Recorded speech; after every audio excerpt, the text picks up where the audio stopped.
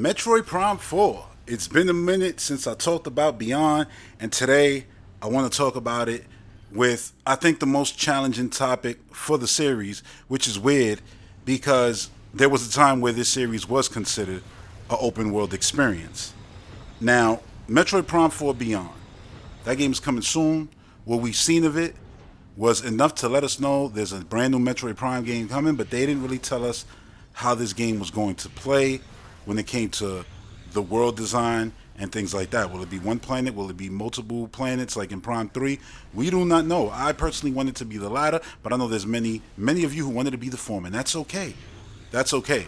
Because, well, right now we're not talking about either. We're talking about something different. Open world Metroid Prime. What if, let's say, Metroid Prime 4 Beyond was an open world game? What would that actually look like?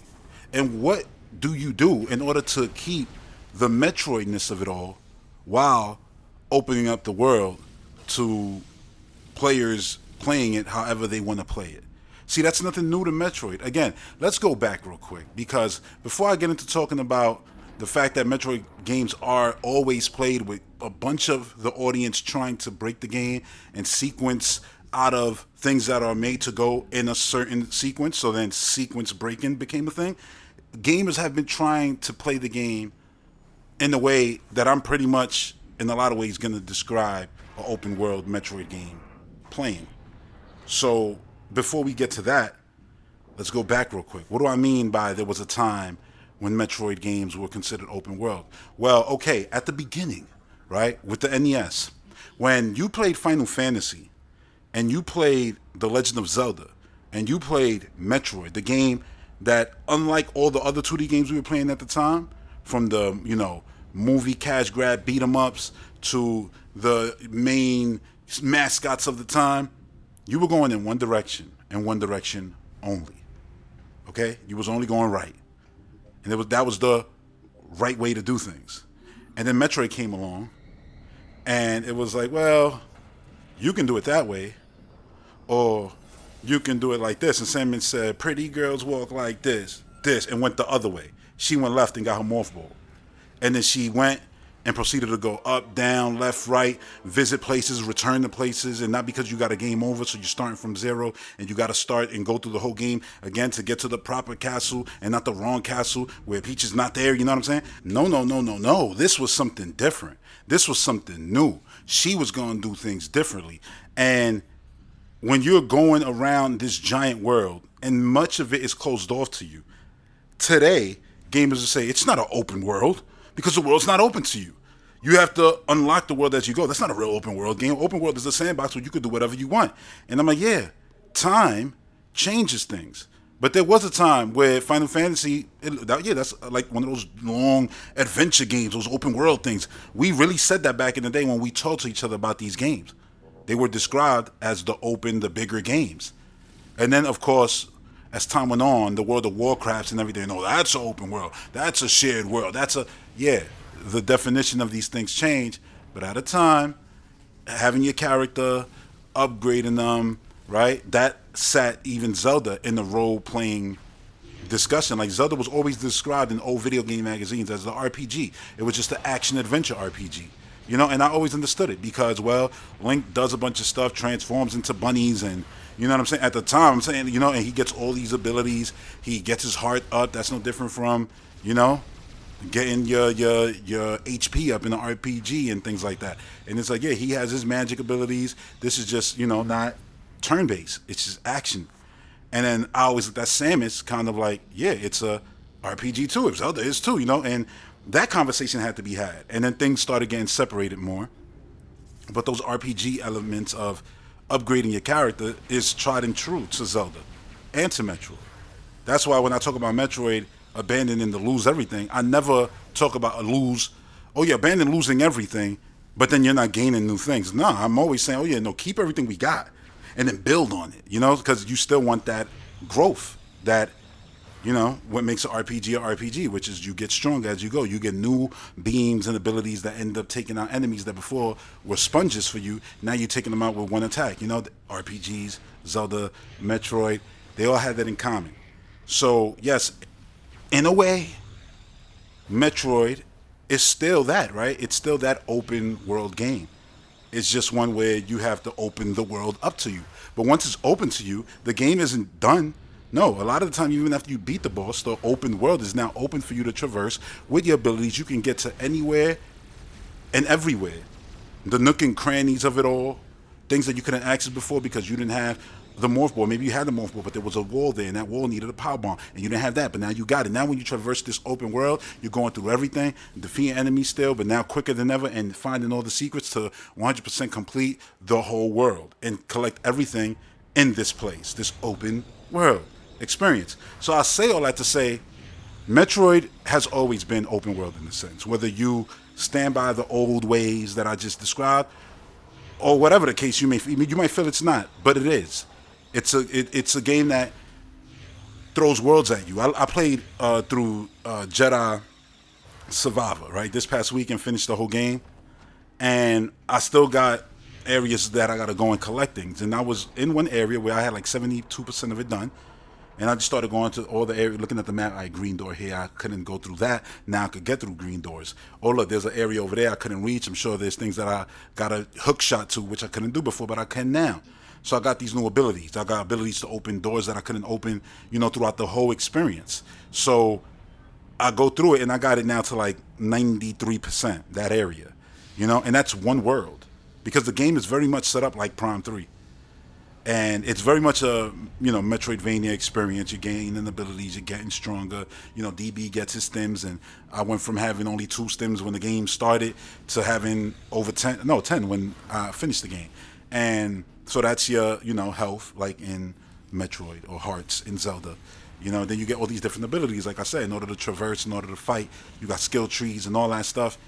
These are things that I look at and I go, Metroid was already doing a lot of this. And while this is similar to Metroid, it's never going to be the exact experience because there's no screw attack, there's no morph ball, Metroid is something else. And I've always said that. That's what makes Metroid so special. And I don't like when they compare games to it because it's like, it's never going to scratch the itch of a Metroid game. Only Metroid could do that because who Samus is. That's how deep it is. And that's real talk. And anybody who plays the series knows that I'm not just talking shit. Like, that's the truth. Right? So I look at it like this. Open world Metroid. How would that actually work? Well, for one, it could be one world, or it could be multiple, like Star Wars, which I just mentioned. But the way I see it is, imagine if they started it with this conflict. And this conflict is happening across this area or areas. You can choose where to begin this conflict, right? And you start from there. Now let's make it worlds but keep in mind this could all be one world. But let's make it different worlds, just to streamline the example, and it can make more sense. Imagine having it where, I guess I'll go Pokemon style. There's three Pokeballs. There's 3 worlds, right? And you get to choose yours, whichever one you want to start at. So you can go to one. Let's say there's one on the left, one in the middle, one on the right. And you decide, all right, I'm going to go to the one on the right. You know what? Never mind. I'm going to go to the one on the left. So you just landed there and was like, nah, I'm good. This is a lava world. I'm going to go over there to the ice world. I'm going to start there instead. You change your mind, right? You didn't want the goddamn fire Pokemon. You want the ice one. So you go over there to the ice. You get on the ice. You go, great, I'm going to start here. Hit the damn music. Once you walk through that first door, ding, ding, ding, ding. Ding, ding, ding, ding. Ding, ding. All right, whatever. It ain't going to be Fendrana exact music, but it'll be something along the lines. You heard the trailer music. It was incredible. So you on this planet, right? Have it like a 3-tier system where it's like 3-tier in the sense of there's 3 bosses on this rock. Now, with your beginning arsenal, you can get through this area. But the second area is all morph ball stuff. You don't have the morph ball. You don't even get it on this planet. Let's say, like, not even the morph ball. You got the morph ball. You don't got the spider ball, so you can't stick to shit. So you don't even get that on this planet. You got to go somewhere else, right? So if you open the game up and you do that, how does the player know when they're choked? Where it's like, yeah, I can't access anymore. And now you might be saying, yo, but if you can't access anymore, then the game is not open. I never said this was going to be GTA where you was going to be stealing ships in space and Samus was going to be running around. You know what I'm saying? Like, no, I'm just saying open-ish world. How do you open it up? So when you get there, you can maybe get your shit AI says like, oh yeah, this area right now, the rest of this planet is inaccessible to you. Just do that. It's fine. You know what I'm saying? People say they want intimacy. I get it. That's not breaking the intimacy. Your ship saying, hey, I've been flying around scanning this area. You pretty much can't reach anywhere else. You know, you should try maybe visiting another planet and seeing that you can find something to gain you deeper access into this planet. Simple as that. Look, I'm playing through Tears of the Kingdom, right? And when I'm seeing all my characters running with me, I'm like, damn, this is the most unintimate Zelda experience. Because usually I'm running around these mountains by myself. And now these guys are with me all the time. I got to run to them. Hey, you come here because I need your ability. I wish I had just had a button press, but I got to grab you. Press A. Okay, let's do it. But yeah, nobody complained about intimacy there. And this is a game where you run around as Link by yourself all the time, going down caves and everything. I went down a cave for the Gerudo Desert, matter of fact, and you got to go all the way down the stairs, and then you got these glowing guys just walking with you, and I'm like, hey, the whole gang's here with me, you know, Link ain't by himself. I ain't even saying to do that for Samus. I'm just saying little nudges to let you know, okay, you done maxed out this area, time to go somewhere else, you know, and then you can jump around. And some people might say, oh, but that would make the game unfun if you just do something up to a choke point where you can't axe anymore. Yeah, but that choke point will be a boss that gains you an ability. You just can't use that ability there. Maybe you can until for a little bit of area, but then it's like, oh yeah, now I need this ability. You get what I'm saying? So now you got that ability. When you go to the other area, you're gonna do all the opening stuff, which if you would have went and did it before you got all these, you know, accolades, let's say before you beat that level, let's call it level 1 boss on that ice planet. When you come to the fire planet again, all the stuff in the beginning is going to be easier. Maybe you got a new weapon upgrade. You definitely found energy tanks, because energy tanks and power, you know, like anything like power bombs and things like upgrades to your weapon, that's still going to be all around the world. So that's everywhere. You're going to be finding that no matter what direction you go. So when you come back to these areas, yeah, some of them will be easier. It'll be like you running through them because you got stronger weapons. But now you're seeing, oh yeah, this thing, if I would have came here, I would have never even been able to go left right here, because this is all this ability that I just got from the other world. So now I could go here. Oh, boom, found an energy tank. Upgrade. Oh, a whole new area. Da da da. So it's like you can break the game in the sense of like, oh yeah, you went left here and used that new ability to go up into this area in the fireplace. So now you fighting the second tier boss before you even fought the first tier boss, because you didn't go in that direction because you came here with access to new areas already. And that right there is the key to how you make Metroid open. Is because Prime 3 had a lot of bosses just thrown in between. Oh yeah, this is the mini guy. Yeah, a little mini boss right here. This little boss right there. Bam, bam, bam. So it's like if you did that and use those as almost kind of checkpoints for potentially how you get there. Because let's say, all right, you went to the fireplace, you went the other way, you beat up the level 2 boss, you came down. Instead of going up to that, let's say, first boss, you came down to him. Oh, bam, you kicked off the thing from this way. You defeat him this way. Make your way back to your ship. Granted, there'll be checkpoints everywhere for your ship to land. I would even do a quick travel where Samus could just call a ship from anywhere, throw her damn grapple beam up, and the shit just takes her.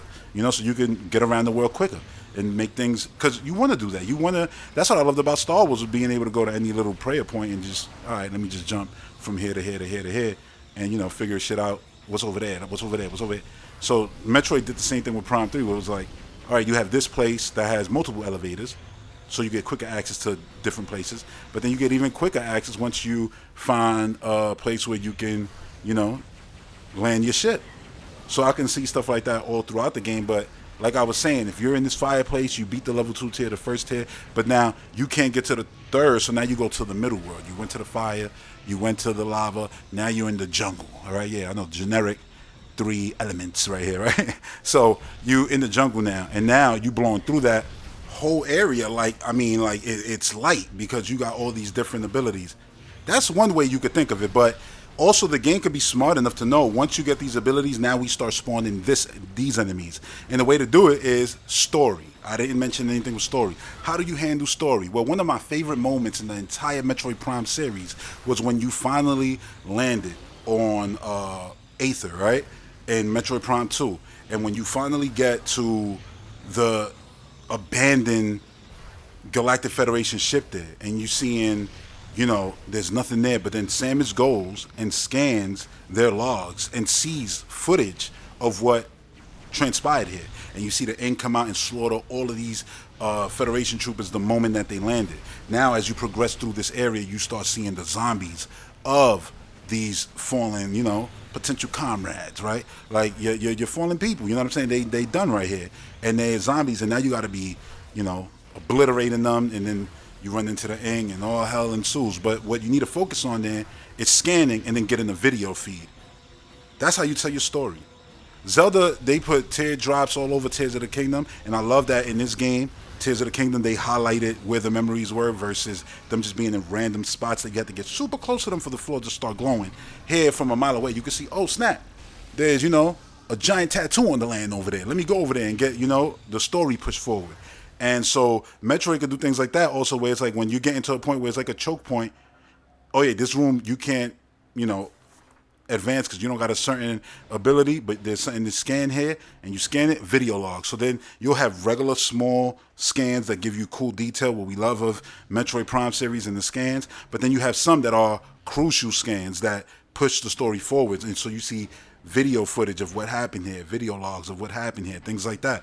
I think that's a great way to tell story in a Metroid game, where Sam is seeing, like, it's almost like, oh, I was too late to what happened here. And it'd be cool, depending on the decisions of what planet you choose to go to. Like, let's say I went to the ice one, you went to the fire one first. When I went to the ice one, I got to save the people. Because you went to the fire one first, got that ability, it changed the events on this planet. So now when you go there, you was too late. So it was almost like a situation like on Ether, where oh yeah, the Federation is dead, and you see the video log what happened. They got killed, and it was like, oh damn, while I was over there doing this shit, they got slaughtered over here. So it's like things like that you can do, in order to change up how the game feels, even playing it on your second playthrough, third playthrough, which is a big thing with Metroid games, is playing it and beating it on multiple difficulties, or even coming back, because a lot of these story beats, you might not even get some of them because, well, you didn't 100% the game your first playthrough. So now when you're going back trying to, collect every ability, every power-up, every, expansion, missile expansion, everything, you start finding some of these story beats and be like, oh, that put that into perspective, and that's why this is like that, and and they could be little ones too, just for a specific area to say, yeah, here's a scan that tells you like this needs to be like this, and this is supposed to be here. And then when you look at it in real time right now, it's all out of whack. And it's all right, so I got to bring this thing down and bring that thing up to make it look like in that video in the past. Because clearly the Space Pirates came over here, they messed with this and changed up the whole configuration. So that'll be a puzzle. And you got to go in there as a mothball, bring things up, bring things down. And then you put it just like in the in the past from the video scan you just saw, and you go, cool. And look, all scans don't gotta be the past. It'd be cool if you scanned something, let's say at one of these moments where it's all right, I can't progress the story here anymore. Or maybe this it. You beat the third tier boss on this, planet. And at the end of that, you get your cinematic, obviously, like you always do. But what if the next room you go into, you scan something, and now you get a live feed of what's happening on a brand new planet appears, and you're seeing a live feed of them being attacked, and it's the intro to the actual trailer. So you're like, oh shit, let me go over there. When you go over there, you do the land from the trailer, and you're playing that segment. And that wasn't even the opening of the game. That was just a conflict going down on this brand new planet, and that was the introduction to it. So you could have chose to go to another planet. Now I was going to go do that thing. Well, let me go do that thing real quick on this other planet before I go over there. Nah, this is happening in real time, bro. They being attacked right now. You go to that other planet. When you go back over there, it's Metroid Prime 2 all over again. You're going to be watching the video. What happened here?